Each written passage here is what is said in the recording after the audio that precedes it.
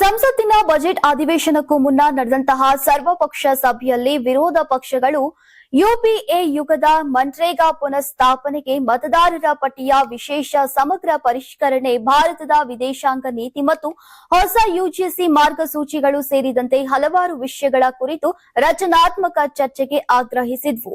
ಆದಾಗ್ಯೂ ಕೂಡ ಕೇಂದ್ರ ಸಂಸದೀಯ ವ್ಯವಹಾರಗಳ ಸಚಿವ ಕಿರಣ್ ರಿಜಿಜು ಅವರು ಈಗ ಹೊಸದಾಗಿ ಜಾರಿಗೆ ತರಲಾದಂತಹ ವಿಬಿಜಿ ರಾಮ್ಜಿ ಕಾನೂನನ್ನ ಸರ್ಕಾರ ಹಿಂಪಡೆಯುವುದಿಲ್ಲ ಮತ್ತು ಬಜೆಟ್ ಅಧಿವೇಶನದ ಪ್ರಾಥಮಿಕ ಗಮನ ಬಜೆಟ್ ಆಗಿರತ್ತೆ ಅಂತ ಸರ್ಕಾರ ಸಮರ್ಥಿಸಿಕೊಂಡಿದ್ದು, ರಾಷ್ಟ್ರಪತಿಗಳ ಭಾಷಣದ ವಂದನಾ ನಿರ್ಣಯದ ಮೇಲಿನ ಚರ್ಚೆಯ ಸಮಯದಲ್ಲಿ ಸದಸ್ಯರು ಇತರ ವಿಷಯಗಳನ್ನ ಎತ್ತಬಹುದು ಅಂತ ಹೇಳಿದ್ದಾರೆ.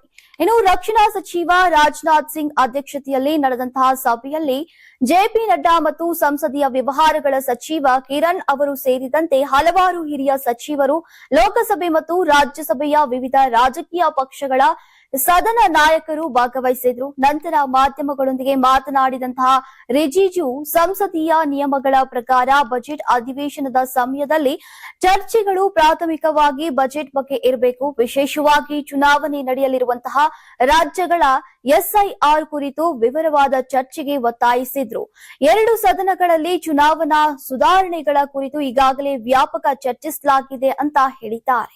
ನೀವು ಸಣ್ಣ ಆಗ್ಬೇಕಲ್ವಾ? ಅದು ಒಂದು ಉತ್ತಮ ಆಹಾರದಿಂದ ಸಣ್ಣ ಆಗ್ಬೇಕಲ್ವಾ? ಪ್ರತಿದಿನ ನಮ್ಮ ಜೀನಿ ಸ್ಲಿಮ್ ನ ಯೂಸ್ ಮಾಡಿ ಯಾವುದೇ ಸೈಡ್ ಎಫೆಕ್ಟ್ ಇಲ್ದಂಗೆ ನೀವು ಸಣ್ಣ ಆಗ್ತೀರಾ.